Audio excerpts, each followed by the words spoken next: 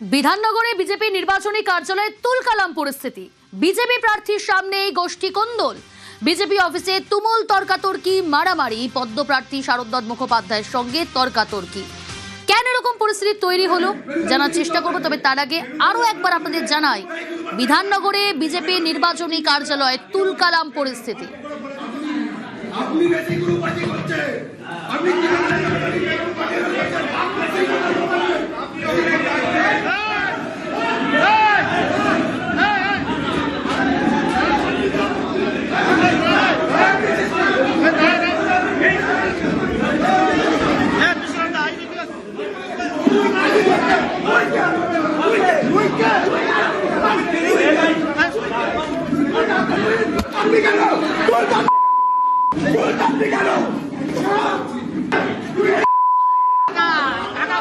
প্রতিনিধি অনুপ রয়েছে আমার সঙ্গে টেলিফোন লাইনে। অনুপ, এরকম পরিস্থিতি তৈরি হলো কেন?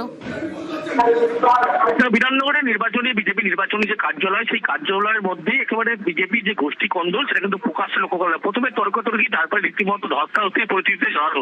বিধাননগর তিনি বিজেপি প্রার্থী শারদ মুখোপাধ্যায় তিনি উপস্থিত ছিলেন, তার সামনেই মূলত একটি বুথের একটি বিষয় নিয়েই কিন্তু এই গন্ডগোলের সূত্রপাত বিজেপির দুই গোষ্ঠীর মধ্যে। এবং প্রার্থী যখন উপস্থিত সে সময় গন্ডগোলের সূত্রপাত লক্ষ্য করা যায়। প্রথমে তর্কাতর্কি, তারপরে ধস্তাধস্তির মতো পরিস্থিতি হয়। যদিও এই যে গোটা ঘটনায় যে অভিযোগ করা হচ্ছে, প্রশান্ত দেবনাথ যে বিজেপি কর্মী, তিনি যখন এই গন্ডগোলের সূত্রপাত এবং সেখানে লক্ষ্য করা যাচ্ছে বিজেপির যিনি সেখানকার কনভেনার ছিলেন এবং তার সঙ্গে কিন্তু এই গোটা ঝামেলার সূত্রপাত হয়, যেখানে প্রার্থীর উপস্থিত লক্ষ্য করা যাচ্ছে।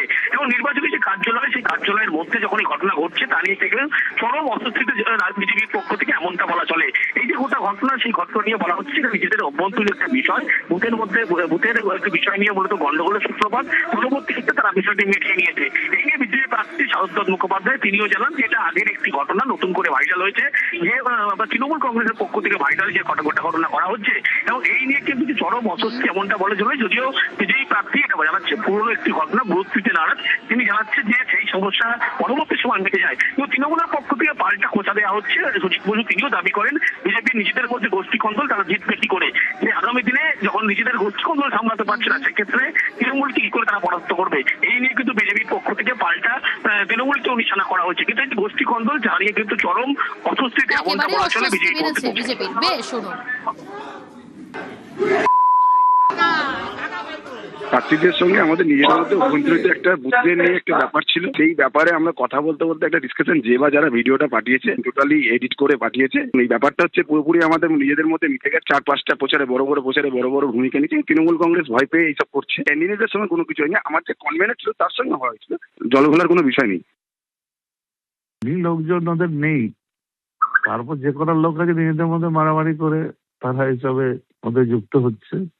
মানুষের ওপর কি আর ভরসা করবে? এটা তো দেখে বলেই হচ্ছে তো গোষ্ঠীদ্বন্দ্ব। আর গোষ্ঠীদ্বন্দ্বটা এমন ভাবে হচ্ছে সেটা মানুষ এটা দেখতে পাচ্ছে।